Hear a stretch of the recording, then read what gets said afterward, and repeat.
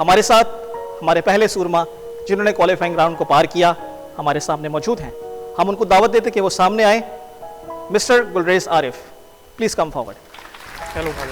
इस लॉकडाउन में हम हाथ नहीं मिलाते, इसलिए thank you very much. Please तशरीफ रखिए। सो मिस्टर गुलरेज, सबसे पहले तो आप हमें और हमारी ऑडियंस को अपने बारे में थोड़ा सा बताएं। I am an educator and teaching in Saint Patrick's technical institute और इलेक्ट्रिकल डिपार्टमेंट में हूँ मैं। Very good. कौन से पैरिश से बिलोंग करते हैं आप? Saint James parish. Saint James parish. इलाका बताना पसंद करेंगे आप? Nasir colony. Nasir colony, it's a lovely इलाका। मैं गया हूँ वहाँ पे, इबादत मैंने 1-2 कराई है। ब्यूटीफुल। तो चलें गुलरेज, अपने हम प्रोग्राम का आगाज़ करते हैं। तो गुलरेज, हमारे सामने 10 सवाल होंगे। आपकी स्क्रीन पर वो सवाल आएंगे और ऑप्शंस आएंगे, आपको ऑप्शंस दिए जाएंगे। उन 10 सवालों के बाद अगर आप जीते तो आपको इनाम दिया जाएगा। ये बाइबल जो आप देख रहे हैं कैथलिक बाइबल कमीशन की तरफ से, ठीक है। और अगर आप जवाब ना दे पाए तो एंड में फिर हम देखेंगे आपके साथ क्या करना है। लेकिन गुड न्यूज़ आपके लिए ये है, क्योंकि गुड न्यूज़ कैथलिक टीवी है तो गुड न्यूज़ भी आपके लिए है। और वो गुड न्यूज़ ये है कि आपके सामने वहाँ 2 लाइफलाइंस बैठी हैं। यानी कि अगर आप 2 बार किसी मुश्किल में फंस जाते हैं तो या तो आप चाचा जी उनसे पूछ सकते हैं कि क्या करना है, या हमारे ग्रैंड मास्टर उनसे पूछ सकते हैं कि वो किस तरह आपकी मदद कर सकते हैं। Is everything clear? Yes, clear. आइए हम अपने गेम का आगाज करते हैं।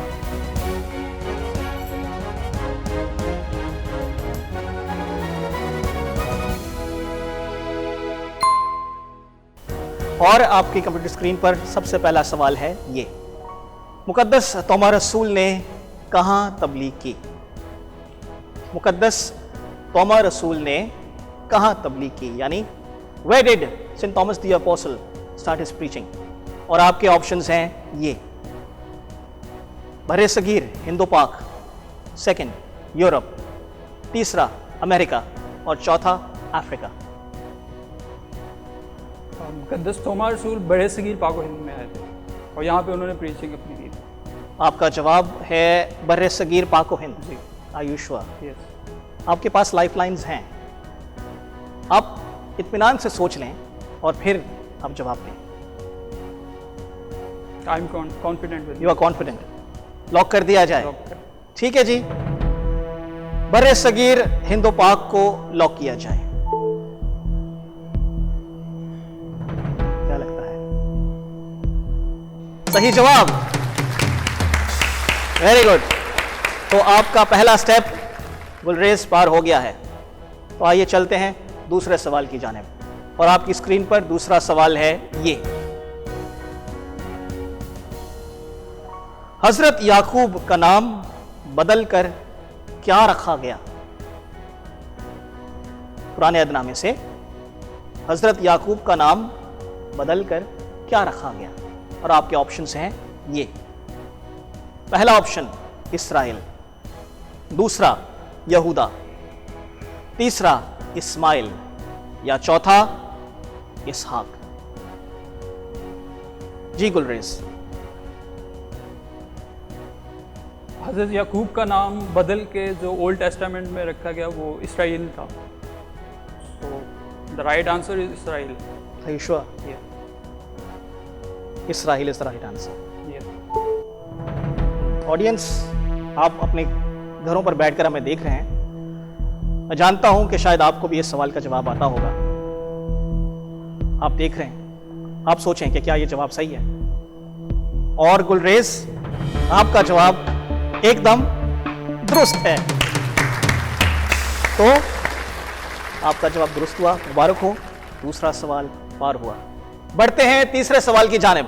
अब जो ही सवाल आगे बढ़ते जाएंगे थोड़ी सी मुश्किलात आती रहेंगी, लेकिन I wish you all the best. बहुत अच्छा खेल रहे हैं आप, इसी तरह खेलते रहें और यकीनन ये कलाम मुकद्दस आपका ही होगा। आइए बढ़ते हैं तीसरे सवाल की जानिब। और तीसरा सवाल आपकी कंप्यूटर स्क्रीन पर है ये: जब काइन ने अपने कत्ल की बाबत खुदा से पूछा तो खुदा ने क्या कहा कि जो कोई काइन को कत्ल करे उसे कितने गुना बदला लिया जाए? और आपके ऑप्शंस हैं ये: पहला ऑप्शन 8 गुना, दूसरा ऑप्शन 4 गुना, तीसरा ऑप्शन 7 गुना और चौथा ऑप्शन 10 गुना। थोड़ा सा मुश्किल सवाल है ये Gulrez. I think little bit is difficult. जी जी, लेकिन आप जरूर ट्राई करें। और याद दिलाता चलूं, आपके पास 2 लाइफ लाइन्स हैं, चाचा जी और ग्रैंड मास्टर। अगर हम देखें डिजिट्स की तो बाइबल में 7 काफ़ी दफ़ा आया है वर्ड, ठीक है। लेकिन गेस तो नहीं कर रहे, जो एक्यूरेट आंसर है वो देना। जी, ध्यान से चलिएगा। याद दिलाता चलूं, 2 लाइफ लाइन्स हैं, बहुत टाइम है आपके पास और मैं चाहता हूं कि आप यहां से जीत कर जाएं। अभी फिलहाल मैं अपने ओन पे आंसर देना चाह रहा हूँ। ठीक है। तो इसका जो करेक्ट आंसर है वो 7 गुना। 7 गुना। Third आप एक option. बार सोच लें अच्छी तरह, याद रहे कि अभी सवाल 7 और इसके बाद पड़े हैं। आप चाहे तो लाइफ लाइन यूज कर सकते हैं, आप चाहे तो लॉक कर सकते हैं, द चॉइस इज योर्स। लेकिन इत्मीनान से, यकीन से, हौसले से और कॉन्फिडेंट। लॉक कर दूंगा 7। तीसरा ऑप्शन 7 गुना लॉक किया जाए।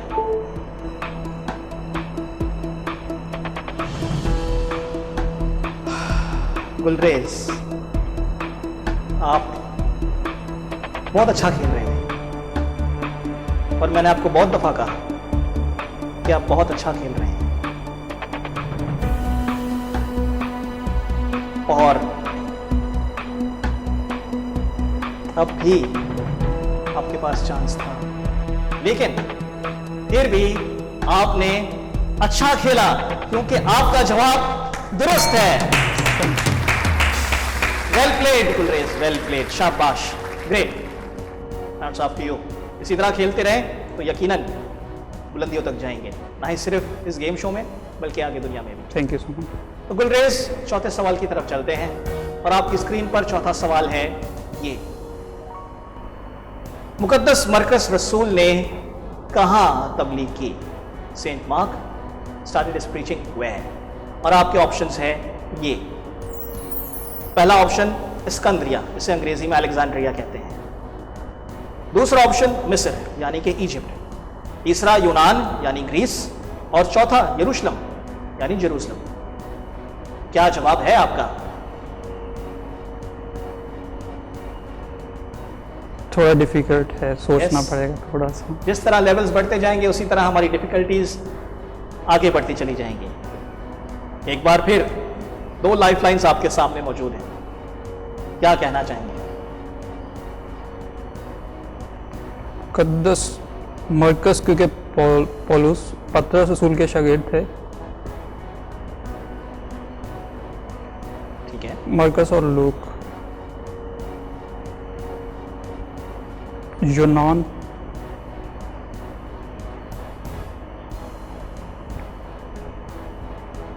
इस्कंदरिया, मिस्र, यूनान और यरूशलेम, ये 4 ऑप्शन हैं आपके पास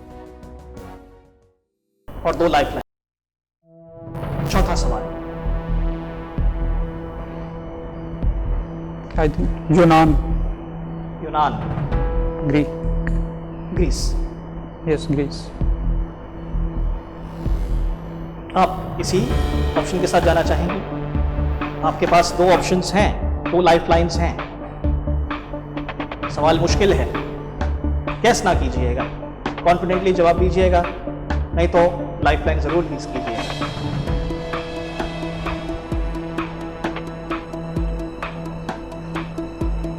टेक योर टाइम।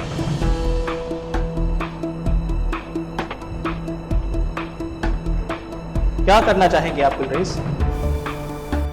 सिकंदरिया, मिस्र, यूनान, यरूशलेम। अलेक्जेंड्रिया, इजिप्ट, ग्रीस, यरूशलेम।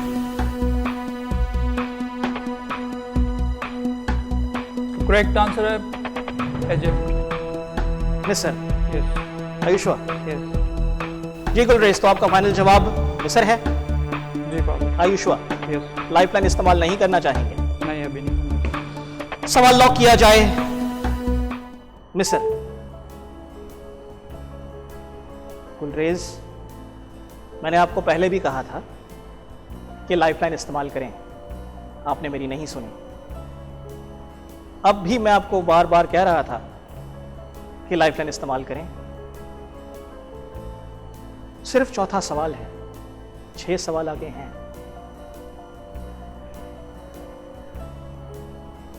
मैं गुलरेज आपको यह बताना चाहूंगा कि आपका जवाब बिल्कुल दुरुस्त है। थोड़ी सी इंफॉर्मेशन यहां पर आपको देना चाहेंगे यहां पर कि हमारे सामने ग्रैंड मास्टर बैठे हैं। तो ग्रैंड मास्टर जी, अगर आप थोड़ी सी रोशनी इस जवाब पर डालेंगे तो हमारे कंटेस्टेंट के लिए और हमारी ऑडियंस के लिए बहुत अच्छा होगा। मुक़द्दस मरकज़ रसूल ने मिस्र में तबलीग की और ख़ास तौर पर सिकंदरिया के शहर में। और ये भी याद रखिए कि जो 4 अनाजील हैं उनमें सबसे पहली इंजील मुक़द्दस मरकज़ की ही लिखी हुई है। मुक़द्दस मरकज़ रसूल खुदावंद यीशु मसीह के बराह रास्त शागिर्द तो नहीं थे, उन्होंने मुक़द्दस पतरस रसूल से तालीम हासिल की थी, लेकिन वो ऐसे ईमानी जज्बा रखते थे कि उन्होंने सबसे पहले कलाम मुक़द्दस में जो किताब शामिल है यानी मरकज़ रसूल की इंजील वो सबसे पहले लिखी। तो ये याद रखने की बात है आप तमाम नाज़रीन के लिए भी और गुलरेज आपके लिए भी, क्योंकि आप अच्छा खेल रहे हैं। Thank you so much. Thank you grand master, इस इंफॉर्मेशन के लिए, इस इल्म के लिए जो हमारे ऑडियंस के लिए और गुलरेज के लिए बहुत ही इम्पॉर्टेंट है और बहुत ही कारआमद है। तो गुलरेज याद रखिए कि मिस्र जो है वहाँ पर उन्होंने की, लेकिन बज़ाते खुद सिकंदरिया में। अगले सवाल की तरफ चलते हैं और आपकी कंप्यूटर स्क्रीन पर अगला सवाल है ये। बाइबल मुकद्दस में तीसरी घड़ी से मुराद क्या वक्त है? बाइबल मुकद्दस में तीसरी घड़ी से मुराद क्या वक्त है? और आपके ऑप्शंस है आपकी कंप्यूटर स्क्रीन पर ये। 3 बजे दोपहर के, दूसरा ऑप्शन 6 बजे शाम के, तीसरा ऑप्शन 9 बजे सुबह के और चौथा ऑप्शन 12 बजे रात के। तो क्या होगा आपका जवाब? फादर जी, जो बाइबल मुकद्दस में हम देखते हैं कि डिफरेंट टाइम्स यूज़ किए गए हैं according to Jewish calendar. Yes. तो इसमें अगर हम देखते हैं तो जीसस क्राइस्ट को जब सलीब पर दिया गया था, चढ़ाया गया था, तो तीसरी घड़ी थी और वो दोपहर का टाइम था। तो करेक्ट आंसर फर्स्ट जो है ऑप्शन है आपका। मैं सवाल रिपीट करता हूं, बाइबल मुकद्दस में तीसरी घड़ी से मुराद क्या है? आपके ऑप्शंस हैं दोपहर 3 बजे, शाम 6 बजे, सुबह 9 बजे या रात 12 बजे। क्या जवाब होगा आपका?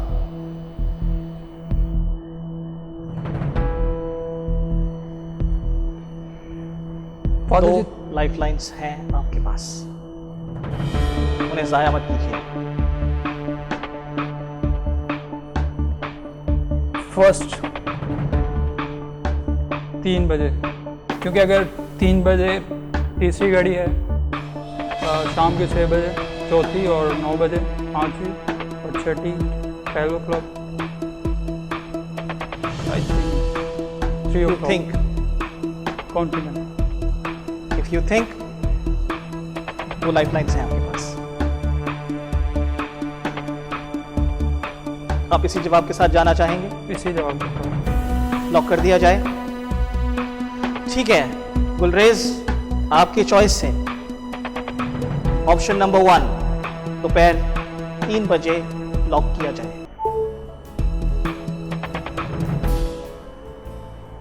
जवाब देने से पहले हम चलेंगे ग्रैंड मास्टर के पास। ग्रैंड मास्टर, हम आपसे पूछना चाहेंगे कि ये जो यहूदियों का जो दस्तूर है, ये घड़ी रखने का, दिन के औकात बताने का, ये बाइबल मुकद्दस में किस तरह बताए गए हैं? किस तरह, जिस तरह यीशु मसीह के बारे में बताया गया कि वो किस पहर या किस घड़ी उनको सलीब दी गई, किस पहर, किस घड़ी पर उन्होंने जान दी, ये अगर आप हमें थोड़ा सा इसके बारे में कुछ बताएं तो मेरे ख्याल से हमारे कंटेस्टेंट के लिए और हमारे नाजरीन के लिए बहुत अच्छा होगा। कलाम मुक़द्दस के क़ारीन को और आप नाजरीन को ये बताता चलूँ कि जो यूनिट, जो इकाइयाँ कलाम मुक़द्दस में दर्ज हैं, अगर हम उन्हें आज के ज़माने के मुताबिक तब्दील नहीं करेंगे तो हमारी तफ़हीम या समझने में कुछ मुश्किल हो सकती है। तो अच्छा है कि हम इस पहलू को भी गौर से देखें। तो जब बात की जाती है घड़ियों की, तो हमें ये याद रखना है कि जहाँ इस वक्त बनी इसराइल या फ़लस्तीन मौजूद है या इसराइल का मुल्क मौजूद है, और जो उस ज़माने में भी था, तो वहाँ दिन का दौरानिया तकरीबन 12.5-13 घंटे का रहता है। यानी तुलुए आफ्ताब से लेकर गुरूब आफ्ताब तक 13 घंटे जो है ये रहते हैं। लेकिन उन्होंने एक ऐसी धूप घड़ी बनाई थी जो तुलुए आफ्ताब से शुरू होती थी और गुरूब आफ्ताब तक जाती थी। उस पूरे दिन को 12 घंटों में, 12 घड़ियों में तकसीम किया गया था। तो 6 बजे सुबह जब सूरज निकलता है ऑलमोस्ट, तो वहाँ पहली घड़ी शुरू हो जाती थी। 7 बजे का मतलब 1 घंटा हो गया। तो जब बात की जाती है कि छठी घड़ी से 9वीं घड़ी अंधेरा छा गया पूरे मुल्क में, तो इसका मतलब है दोपहर 12 बजे से लेकर दोपहर 3 बजे तक का अंधेरा छा गया। और हम इसीलिए पाक जुम्मे की जो इबादत है वो 3 बजे क्यों करते हैं कि उस वक्त खुदावंद यीशु मसीह ने जान दी। तो जहाँ ये आपका सवाल है कि तीसरी घड़ी, तो तीसरी घड़ी का मतलब है 9 बजे। तो दिन के इस 12 घंटों को उन्होंने पूरे इस दौरानिए को 12 घंटों में तकसीम किया था, और उसके मुताबिक तीसरी घड़ी का मतलब है सुबह के 9 बजे, छठी घड़ी का मतलब दोपहर के 12 बजे, और 9वीं घड़ी का मतलब दोपहर 3 बजे, जिसे सपहर भी कहा जाता है। इसी तरह आपको बताता चलूँ कि रात के दौरानियों को उन्होंने घड़ियों में तकसीम नहीं किया, उसको उन्होंने पहरों में तकसीम कर दिया। रात का पहला पहर, रात का दूसरा पहर, रात का तीसरा पहर और चौथा पहर। तो उन 12 घंटों को 4 पहरों में तकसीम किया गया है। पहला पहर शाम 6 बजे से रात 9 बजे, दूसरा पहर 9 से 12, तीसरा निस्फ शब 12 बजे से लेकर 3 बजे, और फिर चौथा पहर 3 बजे से लेकर सुबह 6 बजे का वक्त। तो यूं घड़ियों और पहरों को जानने के लिए हमारे पास एक अच्छा मौका है कि जब कभी हम उन्हें पढ़ें तो हमारे जहनों में ये तसव्वुर ज़रूर हो कि पहली घड़ी का मतलब सुबह का 7 बजना, और 11वीं घड़ी जब दिनारों का वाक़या पेश आया कि एक मज़दूर 1 घंटे काम करता है, वो 11वीं घड़ी थी। मतलब शाम 5 बजे जाके उस मज़दूर ने काम करना शुरू किया। ठीक है, शुक्रिया। Thank you grand master, master Anthony, बहुत शुक्रिया आपका। ग्रैंड मास्टर जी की एक्सप्लेनेशन से, उनकी तफसील से आपको पता चल गया होगा कि आपका जवाब दुरुस्त नहीं। आई एम सॉरी, लेकिन आपका जवाब गलत है। जो सही जवाब है वो है सुबह के 9 बजे। I am really sorry. आपके पास 2 लाइफ लाइन्स थी, लेकिन खेल अभी बाकी है। आगे बढ़ते हैं छठे सवाल की तरफ, और सवाल आपकी कंप्यूटर स्क्रीन पर है ये। कौन से मुकद्दस इल्म के मुरब्बी माने जाते हैं? Which saint is the patron of academics? और आपके ऑप्शंस हैं ये। Option 1 Saint Thomas Aquinas, option 2 Saint Francis of Assisi, option 3 Saint John Bosco, और option 4 Saint John Mary Vianney. Gulrez, इन चारों में से क्या होगा आपका जवाब? सोच समझ के जवाब दीजिएगा। आप एक कदम ऑलरेडी पीछे जा चुके हैं। फादर जी, अब मैं लाइफलाइन यूज़ करना चाहता हूँ। आप लाइफलाइन यूज़ करना चाहेंगे? ठीक है, आपके पास 2 लाइफलाइंस हैं, एक ग्रैंड मास्टर जी और एक चचा जी। आप किन से सवाल पूछना चाहेंगे? ग्रैंड मास्टर जी से। Grand master ji, over to you. आपसे सवाल पूछा गया था कि कौन से मुकद्दस एकेडमिक्स के मुरब्बी माने जाते हैं, तो इसका दुरुस्त जवाब है सेंट थॉमस एक्विनस। ये एक डोमिनिकन मुकद्दस हैं, इनका जमात डोमिनिकन जमात से था। मुकद्दस डोमिनिक 12वीं सदी में इस जमात के बानी हैं। तो थॉमस एक्विनस को एकेडमिक्स का मुरब्बी माना जाता है। तो गुलरेज, ग्रैंड मास्टर ने आपको सही जवाब बता दिया है, और सही जवाब है Thomas Aquinas, Saint Thomas Aquinas. ये हैं जो इल्म के, एजुकेशन के, एकेडमिक्स के पेट्रन यानी मुरब्बी माने जाते हैं। सो गेम काफ़ी सनसनीखेज होता जा रहा है, आगे बढ़ता जा रहा है। अब आपके पास बची है एक लाइफ। ध्यान से, ख्याल से इस्तेमाल कीजिएगा, लेकिन इस्तेमाल ज़रूर कीजिएगा, गेस ना कीजिएगा, वरना आप मौका खो बैठेंगे इस कलाम मुकद्दस को हासिल करने का। आइए बढ़ते हैं अपने 7वें सवाल की तरफ, जो आपकी स्क्रीन पर है ये। पुराने अहदनामे के मुताबिक लड़के की पैदाइश के बाद औरत कितने दिन तक नापाक कहलाई जाती थी? और आपके ऑप्शंस हैं आपकी स्क्रीन पर ये। ऑप्शन 1 7 दिन, ऑप्शन 2 10 दिन, ऑप्शन 3 40 दिन और ऑप्शन 4 50 दिन।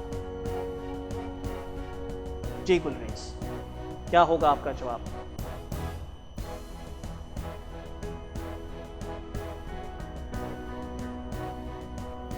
थोड़ा सा डिफिकल्ट है, जी डिफिकल्ट तो है लाइफलाइन भी एक है अभी क्योंकि ये 7वां मरहला है और इसके बाद 3 और सवाल हैं जिसके बाद इसका इख्तिताम हो जाएगा। इसीलिए जैसे जैसे गेम बढ़ता जाएगा, जैसे जैसे सवालात आगे बढ़ते जाएंगे, मुश्किलात तो आती जाएंगी, लेकिन जब तक हम कठिन मरहले से गुजरेंगे नहीं तब तक हमें पता कैसे चलेगा कि आप कितना जानते हैं।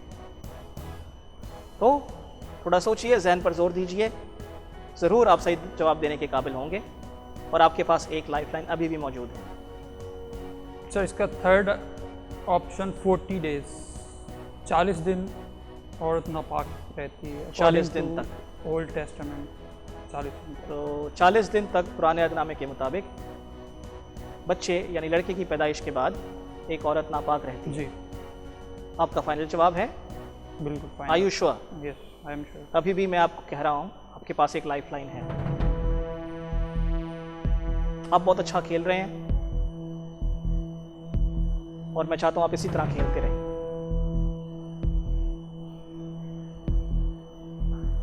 40 डेज सवाल का जवाब लॉक कर दिया जाए। तो आइए हम तीसरा ऑप्शन 40 दिन को लॉक करते हैं। गुलरेज, गुलरेज, गुलरेज, क्या सोचकर आपने ये जवाब दिया 40 दिन? क्या जहन में आया कि आपने ये ऑप्शन चूज किया? क्योंकि ओल्ड टेस्टामेंट में अगर हम पढ़ते हैं तो उसमें कुछ डिफरेंट मतलब डेज का जिक्र है, कंडीशंस पे है वो। यस 7 दिन की जो कंडीशन है वो मतलब डिफरेंट कोई और है उसके पीछे, लेकिन 40 डेज जो है इस पर मैं इसलिए श्योर हूँ कि इसमें मैक्सिमम डेज होते हैं। तो 50 का वर्ड तो नहीं है उसमें, 7 है या फिर 40 है, 10 का भी ठीक है। तो इस कही के मुताबिक, इस लॉजिक के मुताबिक आपका यकीनन जवाब ये है कि 40 दिन।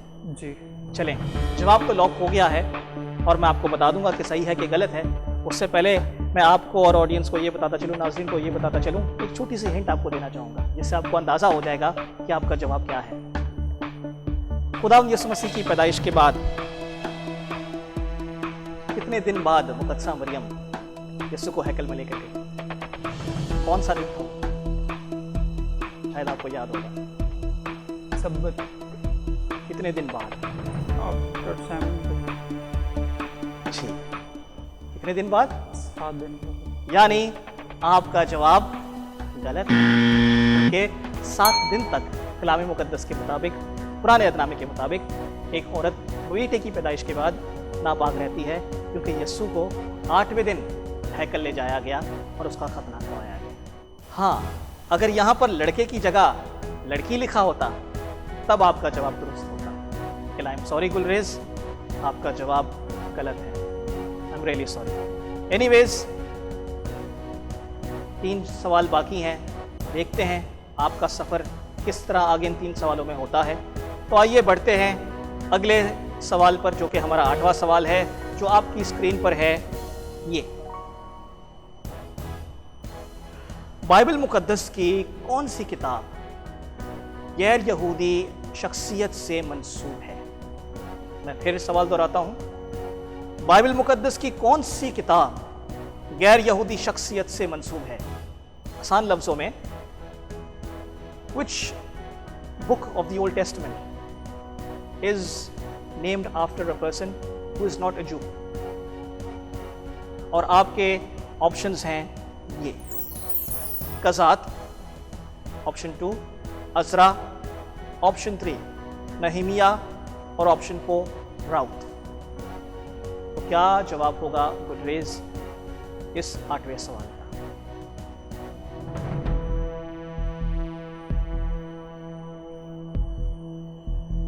जिस तरह आपकी दिल की धड़कन तेज है, यकीनन घर बैठने देखने वालों की भी धड़कनें तेज होंगी। बहुत सारे लोग अपनी बाइबल खोलकर आए होंगे कि ये जवाब है, और ये अच्छी बात है। हम चाहते हैं कि आप इस प्रोग्राम के वसत से कुछ सीखें, कुछ जानें और कमेंट्स भी दें, ताकि हमें पता चले कि हमारा प्रोग्राम आपको कितना पसंद आ रहा है।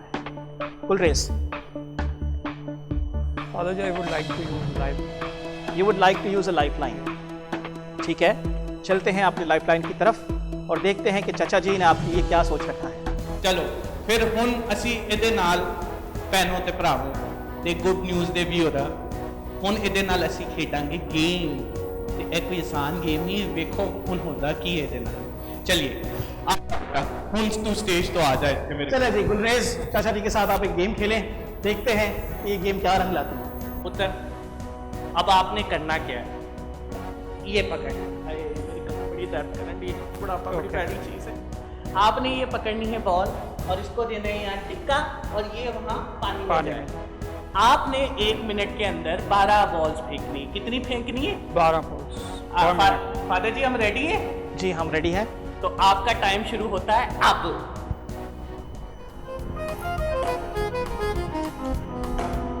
ओए ठीक है, भी ठीक है।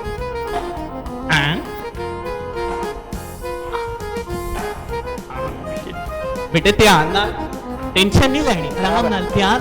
रुक गई, सेकंड्स नहीं है इसमें।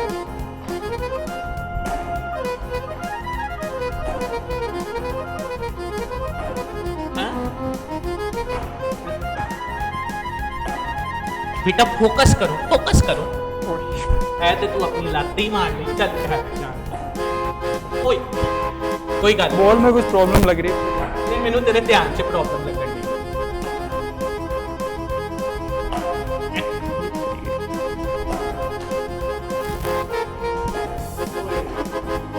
ध्यान नाल।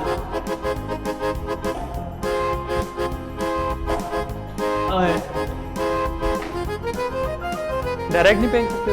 नहीं दो के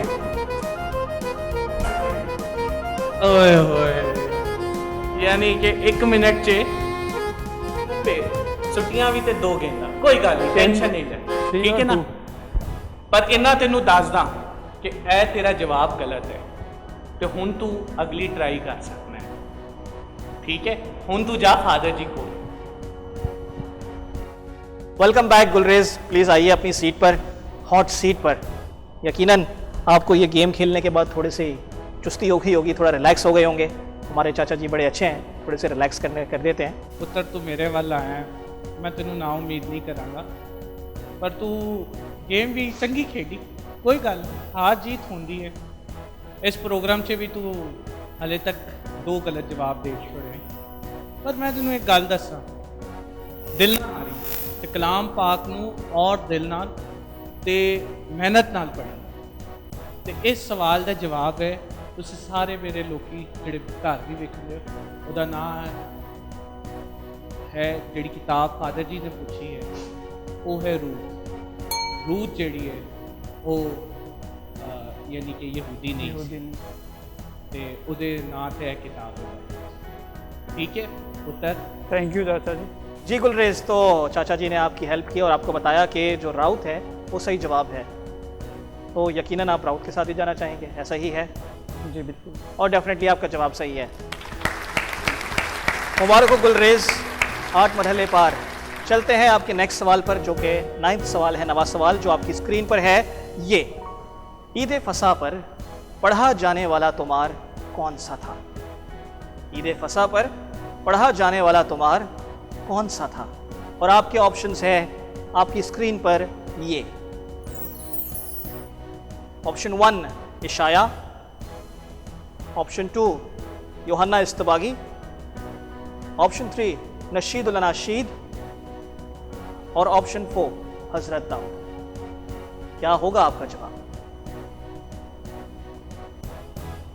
अब आपके पास एक भी लाइफलाइन नहीं है और ये सेकंड लास्ट सवाल है आपका।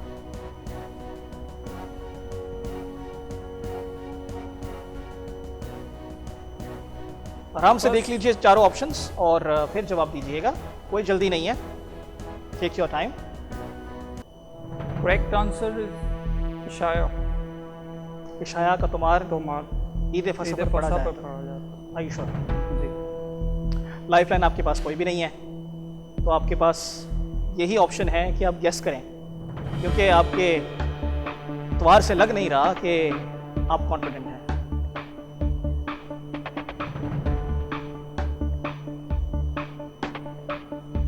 फर्स्ट इशाया। ऑप्शन 1 के साथ आप जाना चाहेंगे, क्यों? क्योंकि ये बहुत आम है, बहुत कॉमन है, इसीलिए। कभी मौका मिला कभी पैरिश में या किसी मौके पर ईद फसा में शमूलियत करने का? बिल्कुल करते हैं जी। ईद फसा, प्रॉपर ईद फसा जो मनाया जाता है रोज़ों के अयाम में, पाक जुमेरात से पहले कुछ पैरिशेस मनाते हैं, हम मनाते हैं, अपनी असेंबली में मनाते हैं। आपने शमूलियत की है? नहीं फादर जी, इसमें शमूलियत तो नहीं की, लेकिन नहीं की। मैं गेस कर रहा हूँ कि शायद जो सही पता। क्योंकि अगर आपने शमूलियत की होती तो आप श्योर होते। तो क्या आपका फाइनल जवाब इशाया है? Final answer इशाया। इशाया जवाब लॉक किया जाए।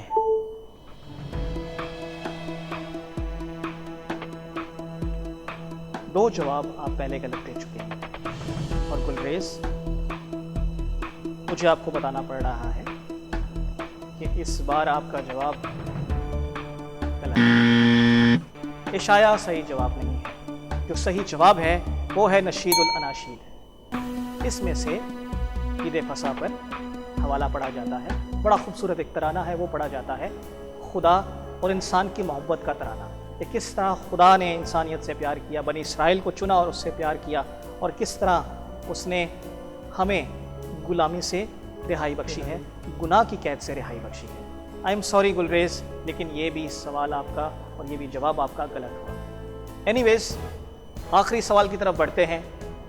3 सवाल के जवाब आपके गलत हो गए हैं और अब है आखिरी सवाल आपकी स्क्रीन पर। ये पुराने अहदनामे से ये सवाल है, दानियाल की किताब से। हनन्याह का नाम बदलकर क्या रखा गया? हनन्याह का नाम बदलकर क्या रखा गया? आपका पहला ऑप्शन है शद्रक, दूसरा ऑप्शन है मिशक, तीसरा ऑप्शन है अबदनबू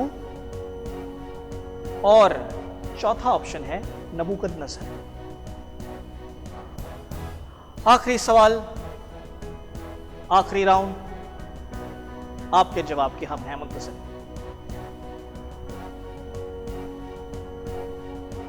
दानियाल की किताब से ये सवाल आपके सामने रखा गया है। शद्रक, मेशक और अब्दुल नबूर जो थे, नबूकदनज़र बादशाह ने उनको मतलब एक सज़ा के तौर पर आग में डाला था। तो ठीक है, नबूकदनज़र जो है वो बादशाह थे। ठीक है। हनन्याह जो पहले थे वो बाद में नबूकदनज़र बादशाह, उनका जो नाम चेंज करके नबूकदनज़र। जी नबूकदनज़र। तो आपका जवाब नबूकदनज़र है, यही आप कहना चाह रहे हैं कि आप मुझसे पूछ रहे हैं? मैं आपको ज़रूर जवाब बताऊंगा, लेकिन बाद में, इस वक्त नहीं। आप जो घरों में देख रहे हैं, आप बताएं क्या जवाब होगा, और आप जो जवाब देंगे वो गुलरेज हमें नहीं देख सकते उन जवाबों को, इसलिए अब आप दिल खोल के जवाब दीजिए और देखते हैं कि गुलरेज किस जवाब का इंतखाब करते हैं।